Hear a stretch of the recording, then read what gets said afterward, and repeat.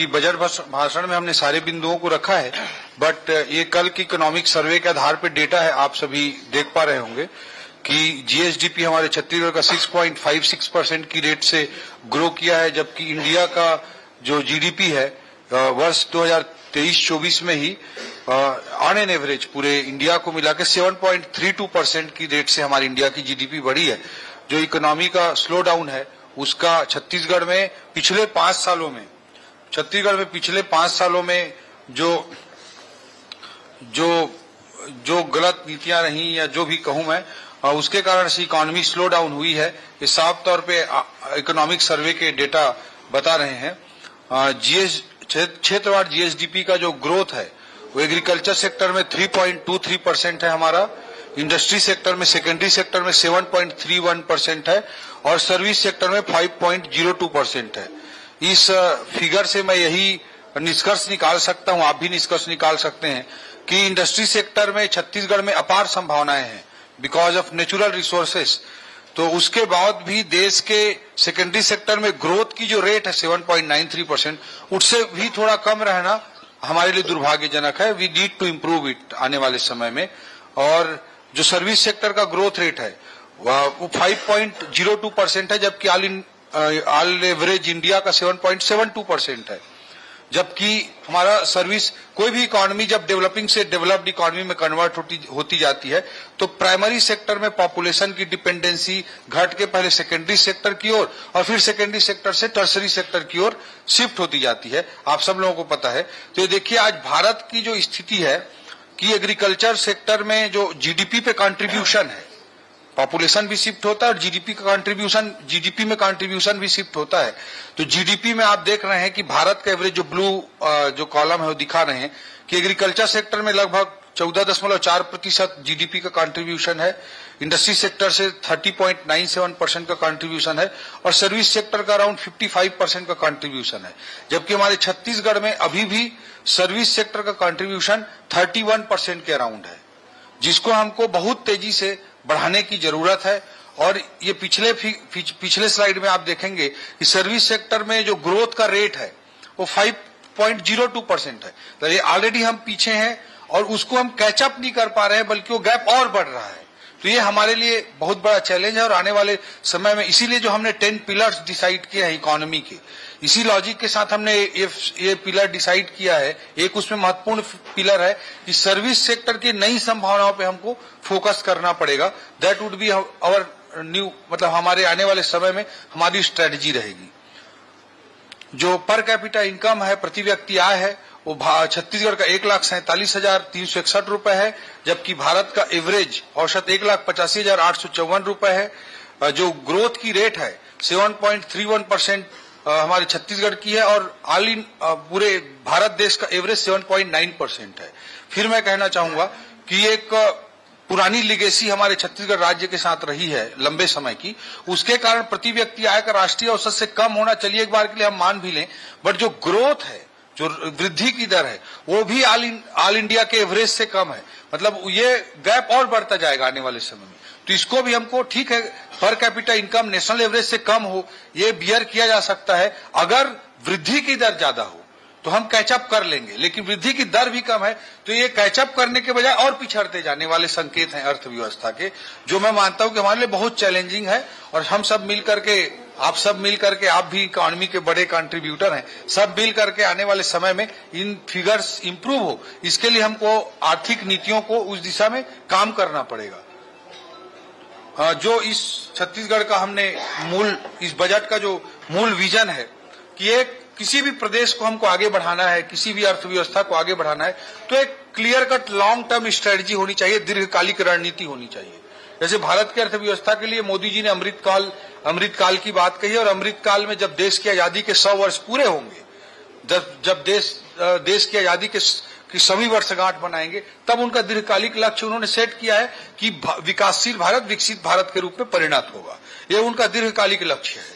तो उसी के अनुरूप जब भारत विकसित राष्ट्र बन जाएगा तो छत्तीसगढ़ कहां होगा, कैसे होगा, उसके लिए हमको एक लक्ष्य बनाना और एक स्ट्रेटजी बनाना सबसे महत्वपूर्ण जरूरी चीज है, और अभी से हमारा वो लक्ष्य और हमारी रणनीति तय होनी चाहिए, तभी हम उस दिशा में धीरे धीरे अपने कदम ले पाएंगे। इसी तथ्य को ध्यान में रखते हुए अमृतकाल छत्तीसगढ़ विजन 2047 की परिकल्पना हमने इस बजट में की है, और इसे हम 1 नवंबर सन 2024 को इसी साल जब राज्य की स्थापना दिवस मनाया जाएगा, तब 1 नवंबर सन 2024 को हम ये विजन डॉक्यूमेंट छत्तीसगढ़ जनता के सामने प्रस्तुत करेंगे कि आने वाले 2 दशकों में, 2 दशक से अधिक समय में हमारी रणनीति क्या होगी, जिसके कारण हम विकासशील छत्तीसगढ़ को विकसित छत्तीसगढ़ बना पाएंगे। ये हमारा दीर्घकालिक रणनीति का हिस्सा होगा। और वहीं Modi ji mid term target set करते हैं। उन्होंने मिड टर्म टारगेट सेट करते हुए कहा कि $5 ट्रिलियन इकोनॉमी और $10 ट्रिलियन इकोनॉमी के लैंडमार्क को हमको अचीव करना है। उन्होंने देश के लिए इस तरह का मिड टर्म टारगेट बना के रखा हुआ है। अभी उन्होंने एक नए मिड टर्म चैलेंज के रूप में स्वीकार किया है। दुनिया के कई अर्थशास्त्री बोल रहे हैं कि आने वाले 5 साल में मोदी जी का जो तीसरा टर्म होगा, उसमें भारत थर्ड लार्जेस्ट इकोनॉमी नहीं बन सकती, ऐसे कई इकोनॉमिस्ट बोल रहे हैं। लेकिन मोदी जी ने चैलेंज लिया है कि उनका जो तीसरा कार्यकाल होगा, मतलब अगला जो 5 साल होगा, उसमें इंडिया को 5th लार्जेस्ट इकोनॉमी से 3rd लार्जेस्ट इकोनॉमी बनाना उनका लक्ष्य है। जब वो आए थे 2014 में, तो हम 11th लार्जेस्ट इकोनॉमी थे, 11वीं सबसे बड़ी अर्थव्यवस्था थे। 11वें से 5वें तक का जंप इन 10 सालों में हमने लगाया है, और अगले 5 सालों के उन्होंने मिड टर्म टारगेट सेट किया है कि हम वर्ल्ड की इंडिया को 3rd लार्जेस्ट इकोनॉमी के रूप में स्टैब्लिश करेंगे। जर्मनी और जापान को पीछे छोड़ते हुए हम 3rd लार्जेस्ट इकोनॉमी बनेंगे। ब्रिटेन को अभी हमने छोड़ा। तो इस तरह का mid term target Modi ji ने सेट किया हुआ है। उसी के अनुरूप हम एक मिड टर्म टारगेट, बहुत एग्रेसिव और महत्वाकांक्षी लक्ष्य बनाए हैं। बहुत लोग बोलने लगे इतना महत्वाकांक्षी लक्ष्य क्यों बना रहे हो? तो जब हम बड़ा सोचेंगे नहीं, बड़ा लक्ष्य बनाएंगे नहीं, तो उसके अनुरूप हमारी सरकार काम कैसे करेगी? इसलिए बहुत बड़ा टारगेट, हमने बहुत महत्वाकांक्षी टारगेट लिया है कि 2028 तक हम अपने जीएसडीपी को 10 लाख करोड़, आज 5 लाख करोड़ की जीएसडीपी है, उसको बढ़ाकर 10 लाख करोड़ पहुंचाने का हमारा लक्ष्य रहेगा। इसके लिए हम बहुत मेहनत करनी होगी। बहुत एग्रेसिव टारगेट है, बहुत महत्वाकांक्षी टारगेट है, लेकिन उस दिशा में हम प्रयास तो करें। इस सोच के साथ इस एग्रेसिव आक्रामक टारगेट को हमने फिक्स किया है कि आने वाले 5 सालों में छत्तीसगढ़ की जीएसडीपी को 5 लाख करोड़ से 10 लाख करोड़ पहुंचाना, ये हमारे छत्तीसगढ़ विजन, जो विकसित छत्तीसगढ़ का हमारा सपना है 2047 का, उसके लिए एक मिड टर्म टारगेट के रूप में हम सेट कर रहे हैं। और अल्पकालिक टारगेट 1 वर्ष की हमारे बजट को आप उस रूप में देख सकते हैं। तो किसी भी अर्थव्यवस्था को, किसी भी राष्ट्र को, किसी भी समाज को आगे बढ़ाना है, तो हमारा लॉन्ग टर्म विजन, हमारा मिड टर्म विजन और हमारा शॉर्ट टर्म विजन बहुत क्लियर होना चाहिए। That is our view for this budget. इस बजट के लिए हमारा सोच यही है। अब वो इस एग्रेसिव टारगेट को हम कैसे अचीव करेंगे, उसके लिए 10 पिलर हमने बनाए हैं कि हमारी रणनीति किस दिशा में जानी चाहिए, हमारा थॉट प्रोसेस क्या होना चाहिए। और विस्तृत जो विजन डॉक्यूमेंट होगा, वो हम बहुत सारे संस्थाओं के साथ मिलकर के कोलैबोरेट करके विजन डॉक्यूमेंट 2047 के लिए हम प्रेजेंट करेंगे। ये 10 जो आधारभूत पिलर होंगे, इसमें पहला है ज्ञान, जैसा कि आदरणीय मुख्यमंत्री जी ने कहा, गरीब, युवा, अन्नदाता और नारी हमारे आर्थिक विकास के केंद्र बिंदु होंगे।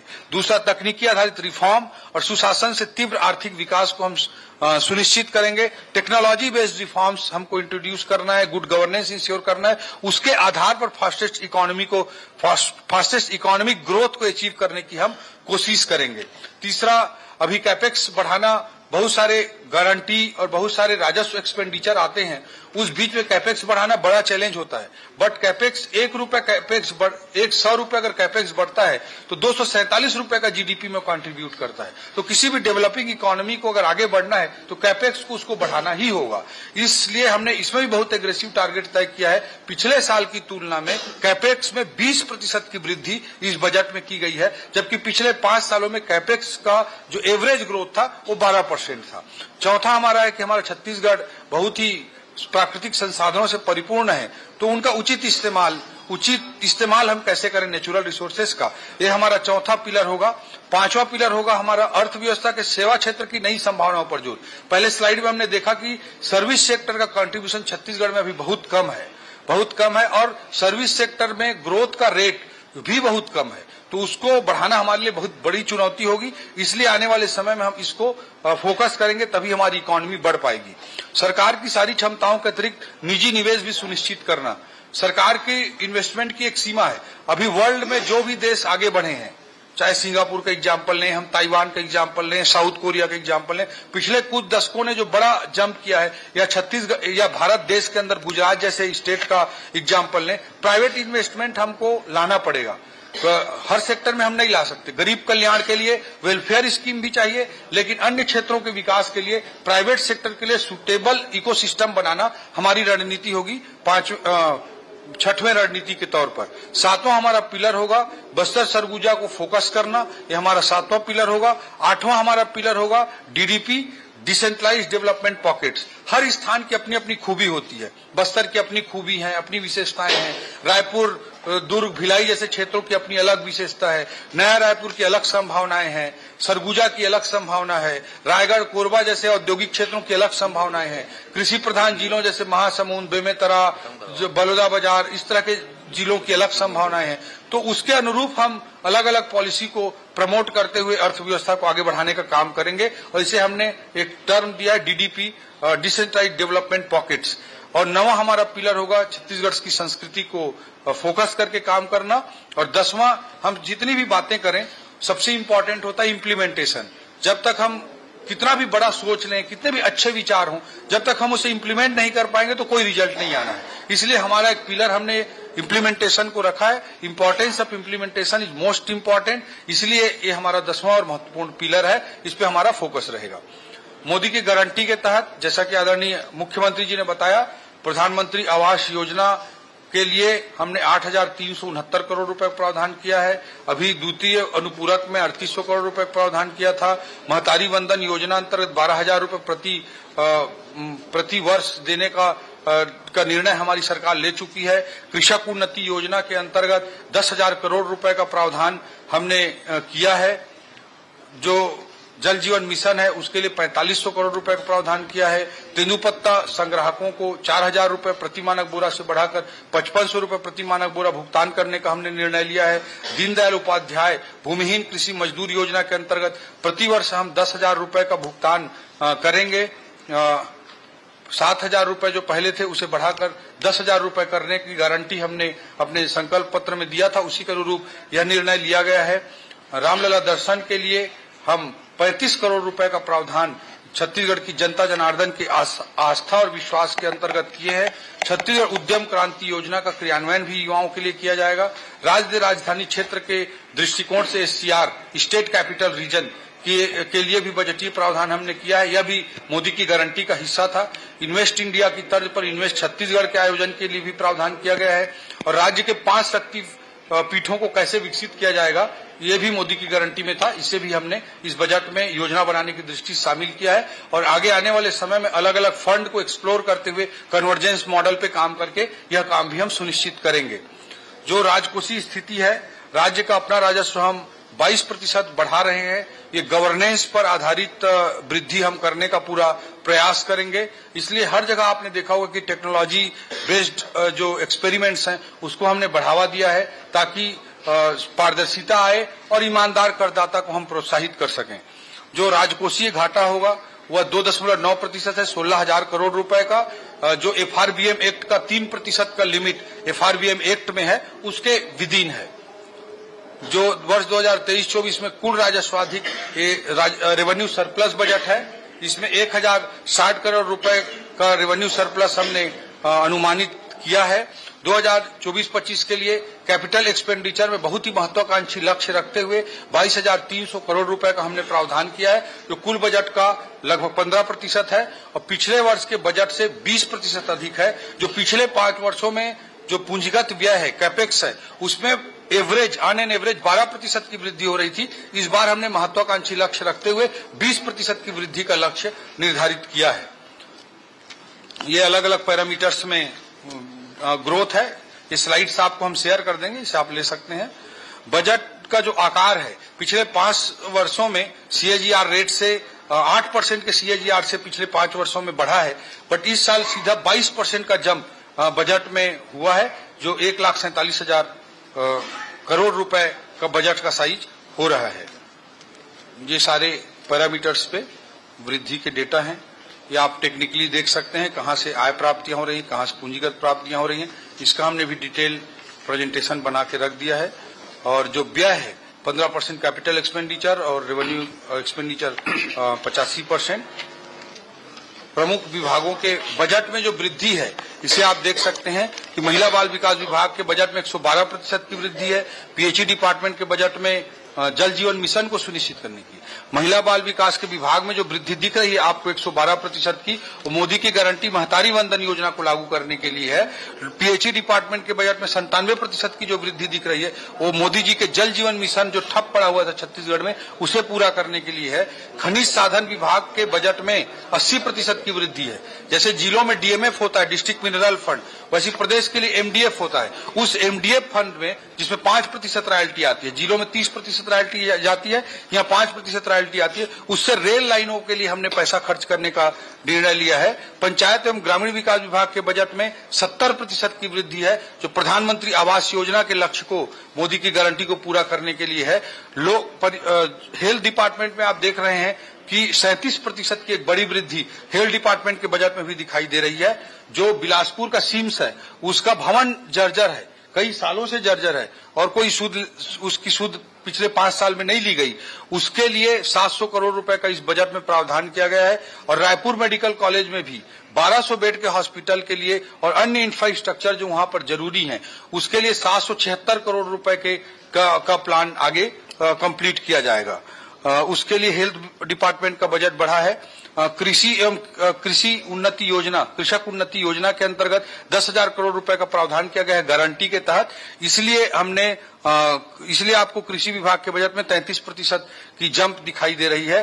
आदरणीय उप मुख्यमंत्री विजय भैया जी यहाँ पे बैठे हुए हैं। गृह विभाग में बहुत ही बलग रणनीतियों के साथ वो काम कर रहे हैं और उसके लिए भी हमने बजटरी सपोर्ट देने का भरपूर प्रयास किया है। और आने वाले समय में गृह विभाग को जो भी जरूरत पड़ेगी उसके लिए भी हमारी सरकार प्रतिबद्ध है। नगरीय प्रशासन विकास विभाग के अंतर्गत 13% की, स्कूल शिक्षा विभाग के बजट में 10% की वृद्धि है। ये मैं बड़े वृद्धि जो हुए हैं उन विभागों का डेटा यहाँ प्रस्तुत किया हूँ। विभिन्न विभागों का ये आवंटन आप देख सकते हैं, क्रमवार है कि किन किन विभागों को कितना कितना बजट आवंटन हुआ है। ये स्लाइड हम आपको शेयर कर देंगे, आपके काम आ जाएगा। इसमें प्रमुख योजना आप देख सकते हैं कि गारंटी से संबंधित महत्वपूर्ण योजनाओं के अतिरिक्त मुख्यमंत्री खाद्यान्न सहायता योजना में 3400 करोड़ रुपए का पैसा, हायर सेकेंडरी स्कूलों के लिए 3900 करोड़ रुपए का पैसा, 5 HP कृषि पंपों के लिए मुफ्त बिजली प्रदान करने के लिए 3500 करोड़ रुपए का प्रावधान, शहीद बी नारायण सिंह आयुष्मान स्वास्थ्य योजना के लिए 1500 करोड़ रुपए का प्रावधान किया गया है। और बाकी आपको मैं डिटेल गारंटी के अंतर्गत बता ही चुका हूं। ये अलग अलग विभागों की महत्वपूर्ण योजनाएं हैं। पीएम जनमन योजना, ग्रामीण विकास योजना अंतर्गत अन्य योजनाओं के अतिरिक्त पीएम जनमन योजना है जो कि पीवीटीजी के लिए, जो राष्ट्रपति के दत्तक पुत्र कहे जाते हैं, पहाड़ी, कोरबा, बिरहोर, इन सब जनजातियों के लिए आदरणीय मोदी जी ने ये योजना चलाई है उन तक एक्सेस पहुंचाने के लिए, उन तक सभी स्कीम्स को सैचुरेट करने के लिए। उसके लिए 300 करोड़ रुपए का प्रावधान इस बजट में कनेक्टिविटी के लिए, पीवीटीजी एरिया में कनेक्टिविटी के लिए किया गया है। ग्रामीण विकास विभाग के अंतर्गत अलग अलग विभागों का ये पूरा डिटेल है, आपको हम शेयर कर देंगे। महिला एवं बाल विकास विभाग का, शिक्षा विभाग का, स्वास्थ्य एवं चिकित्सा क्षेत्र का, कृषि विभाग का, कहाँ कहाँ महत्वपूर्ण कॉलेज खोले जा रहे हैं वो भी हम इसमें लिख दिए हैं। खेल एवं युवा कल्याण, पर्यटन क्षेत्र का, इसमें बहुत महत्वपूर्ण बिंदु जो है, 2 बिंदु बाकी का जिक्र बार बार हो चुका है। छत्तीसगढ़ आदि भाषा परिषद का गठन किया जाएगा, इस बजट में प्रावधान है। गोंडी, हल्बी जैसे जो हमारी बोलियां हैं उनको प्रमोट करने के लिए, हम बस्तर में गोंडी हल्बी हमारे लोग बोलते हैं, उनके कल्चर से अलग ही जाकर के हम भाषा और संस्कृति को कहीं न कहीं उनको थोपते रहते हैं। वो जीवन भर झरना का पानी पीने वाले आदमी को हम ना का नल पढ़ाते हैं, जीवन भर जंगल देखने वाले आदमी को ग का गमला सिखाते हैं।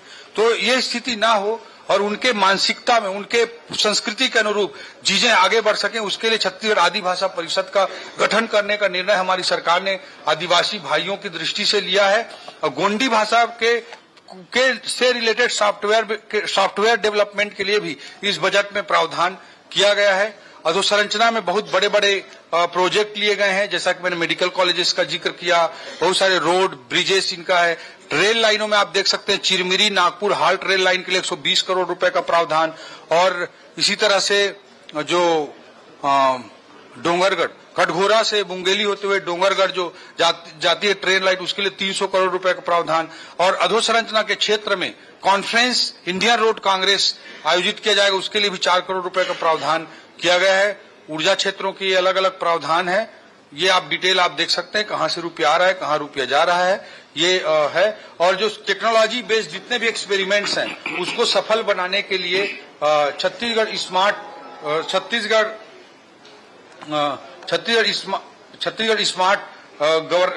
सेंटर फॉर स्मार्ट गवर्नेंस की भी हम स्थापना करने की घोषणा इस बजट में किए हैं।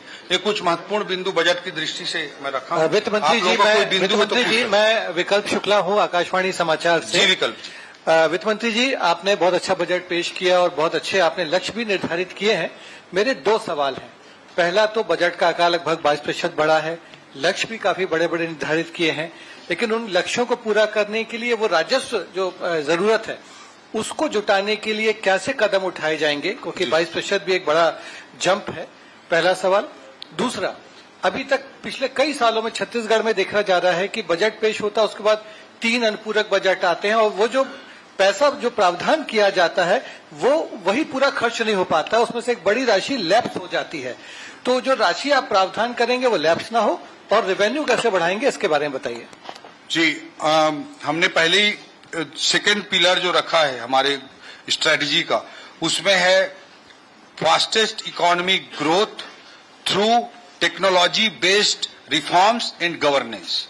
ये हमारा स्ट्रेटजी है। तो हम टेक्नोलॉजिकल इंटरवेंशन के माध्यम से हम गवर्नेंस को इंप्रूव करके, रिफॉर्म करके टैक्स बढ़ाने पे हमारा फोकस है।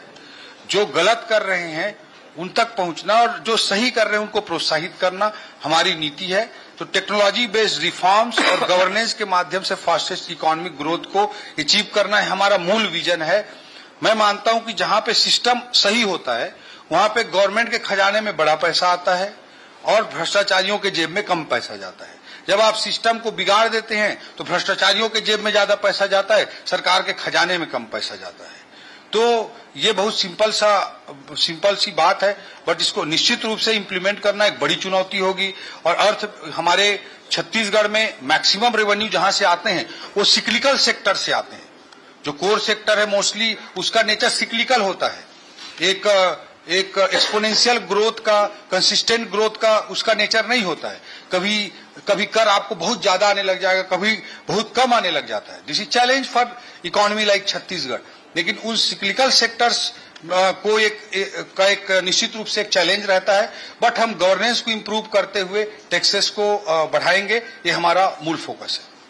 और आपने लैप्स होने की बात कही तो डिपार्टमेंट सारे डिपार्टमेंट्स को हम साथ में मिल करके अच्छा इम्प्लीमेंट हो और चीजें वहां पे अच्छे तरीके से खर्च हो, ये भी सुनिश्चित करें। वित्त मंत्री जी, मेरा सवाल था। मंत्री जी जी जी जी हम मोदी जी के गारंटी के तहत सभी बिंदुओं को पूरा करने के लिए प्रतिबद्ध हैं और कितने ज्यादा वादे पूरे किए गए हैं वो आप खुद देख रहे हैं। उसमें से आप पूरा आकलन परिकलन अपने से करें और खुद एक ईमानदार एनालिसिस करके लिखें। मेरा आपसे मंत्री जी आपने कहा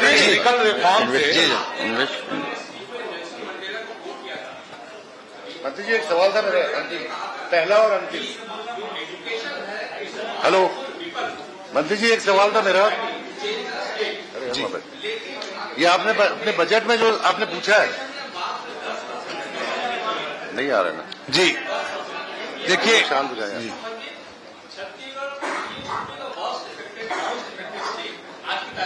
नहीं आ नहीं, कई चीजें ऐसी होती हैं जो इमीडिएट रिक्वायरमेंट को पूरी तरह से कैलकुलेट करके एड्रेस कर पाने में सक्षम नहीं होती हैं, उसके कारण भी कई चीजों को हम नहीं ले पाते हैं। But our focus will be on both. जो माओइस्ट फ्रंट है उस पर भी हमारा रहेगा, एजुकेशन फ्रंट पर भी रहेगा। कई ऐसी चीजें हैं जो यूथ वेलफेयर डिपार्टमेंट में गई हुई हैं जिसके कारण वो नहीं दिखाई दे रहा है। But we are committed towards youth education और जो शांति बहाली है माओइस्ट एरिया का, सारे फैक्टर्स पे हम फोकस हैं। मंत्री जी चौधरी साहब एक सवाल था। चौधरी साहब हमारे वित्त सचिव जी एक महत्वपूर्ण बिंदु जोड़ना चाहते हैं। ये प्रश्न आया कि एजुकेशन में 10% की ग्रोथ हुई है। एजुकेशन डिपार्टमेंट का सैलरी होने के कारण बेस ही काफी बड़ा है, इसलिए जो 10% का जो ग्रोथ है वो एक्चुअली लगभग 1700 करोड़ का ग्रोथ है, 1800 करोड़ का ग्रोथ है। सो वो एब्सोल्यूट नंबर बहुत बड़ा है, लेकिन बेस बड़ा होने के कारण वो परसेंटेज ग्रोथ काफी कम दिखता है। चौधरी साहब एक सवाल था, इस तरफ भी देखिए। चौधरी साहब एक सवाल था। एक सवाल था मेरा, एक इधर भी था। एक सवाल था मेरा। हाँ भैया।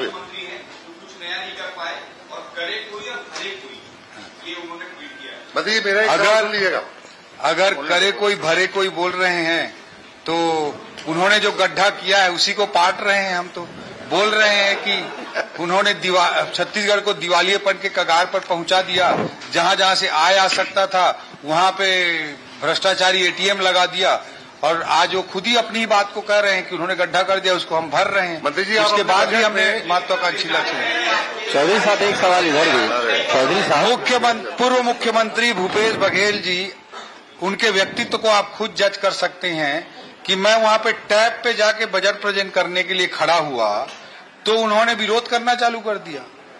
टेक्नोलॉजी से इतनी नफरत, टेक्नोलॉजी से नफरत इसीलिए है क्योंकि टेक्नोलॉजी का जहां प्रयोग होता है जेब में आने के पैसे आने के रास्ते बंद हो जाते हैं। चौधरी साहब एक सवाल इधर भी। मेरा सवाल है। चौधरी साहब मंत्री जी, प्लीज पीछे वालों को भी मैं पूछना। आनंद खरे पंजाब केसरी से। भारतीय जनता पार्टी की एक टैग लाइन है, हमने ही बनाया है हम ही सवारेंगे। जी। आपने इसका भाषण में भी उल्लेख किया है अपने। तो जो आपके 10 पिलर है भाषण के, तो क्या इससे प्रेरित है ये, इस लाइन से, इस स्लोगन से? नहीं, निश्चित रूप से वो तो हमारा ध्येय है कि छत्तीसगढ़ राज्य का निर्माण करने का काम। अगर किसी ने क्या तथ्य है, इतिहास का तथ्य है, 1956 से सन 2000 तक कांग्रेस को लगभग 40 साल से अधिक समय तक मौका मिला था, एक छत्र राज था कांग्रेस का, लेकिन छत्तीसगढ़ राज्य का निर्माण उन्होंने नहीं किया। छत्तीसगढ़ राज्य का निर्माण चौधरी साहब एक सवाल इधर था।